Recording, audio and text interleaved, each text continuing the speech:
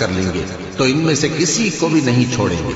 اور سب تمہارے پروردگار کے سامنے صف باندھ کر لائے جائیں گے۔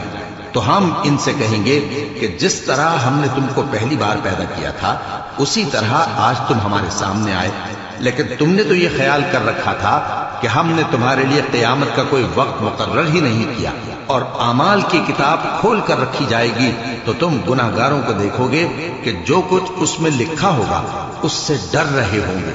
اور کہیں گے ہائے شامت، یہ کیسی کتاب ہے کہ نہ چھوٹی بات کو چھوڑتی ہے نہ بڑی کو، کوئی بات بھی نہیں مگر اسے لکھ رکھا ہے،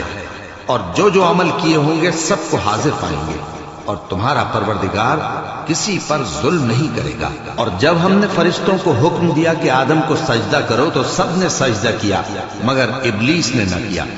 وہ جنات میں سے تھا تو اپنے پروردگار کے حکم سے باہر ہو گیا۔ کیا تم اس